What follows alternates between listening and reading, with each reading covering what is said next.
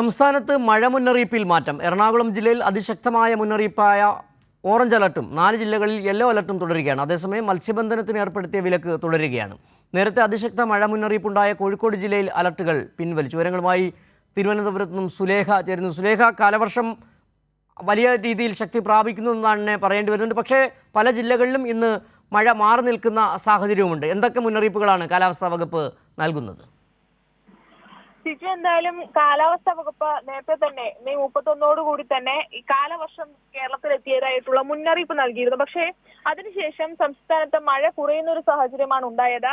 ഇന്നെന്തായാലും സംസ്ഥാനത്ത് എറണാകുളം ജില്ലയിൽ മാത്രമാണ് അതിശക്തമായ മുന്നറിയിപ്പായ ഓറഞ്ച് അലർട്ട് പ്രഖ്യാപിച്ചിട്ടുള്ളത്.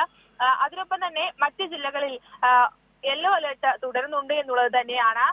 ഇതൊക്കെ തന്നെയും സംസ്ഥാനത്ത് കാലവർഷം വന്നെങ്കിലും മഴ കാര്യമായി ഇല്ല എന്നുള്ളൊരു മുന്നറിയിപ്പാണ് കേന്ദ്ര കാലാവസ്ഥാ വകുപ്പ് നൽകുന്നത്.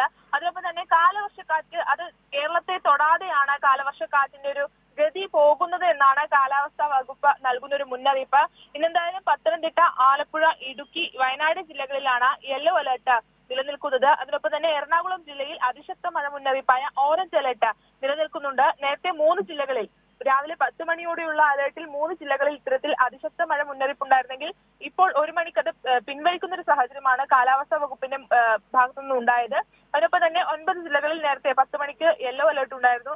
അത് ഇപ്പോൾ 4 ജില്ലകളിലേക്ക് മാത്രമായി ചുരുങ്ങുന്ന ഒരു അവസ്ഥയിലേക്കാണ് ഉള്ളത്. എന്തായാലും നേരത്തെ പറഞ്ഞതുപോലെ തന്നെ കാലാവസ്ഥ വന്നെങ്കിലും അത് ശക്തമായ ഒരു മഴ അത് സംസ്ഥാനത്ത് ലഭിക്കുന്നില്ല എന്നതാണ് കാലാവസ്ഥാ വകുപ്പിന്റെ മുന്നറിയിപ്പിൽ നിന്ന് നമുക്ക് മനസ്സിലാക്കാൻ കഴിയുന്നത്.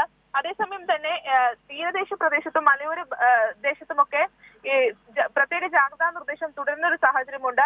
അതിനൊപ്പം തന്നെ ഈ കേരള തീരത്തും ഒപ്പം ലക്ഷദ്വീപ് തീരത്തും മത്സ്യബന്ധനത്തിന് വിലക്ക് ഏർപ്പെടുന്ന ഒരു സാഹചര്യവുമുണ്ട്. അതിനൊപ്പം തന്നെ 40 കിലോമീറ്റർ വേഗതയിലുള്ള കാറ്റിനുള്ള സാധ്യത കൂടി കേന്ദ്ര കാലാവസ്ഥാ വകുപ്പ് നൽകുന്നുണ്ട്. സിജു, ശരി, സുലേഖയാണ് വിവരങ്ങൾ നൽകിയത്. സംസ്ഥാനത്ത് വരും ദിവസങ്ങളിൽ ശക്തമായ മഴ തുടരുമെന്ന് തന്നെയാണ് കാലാവസ്ഥാ വകുപ്പിന്റെ മുന്നറിയിപ്പ്.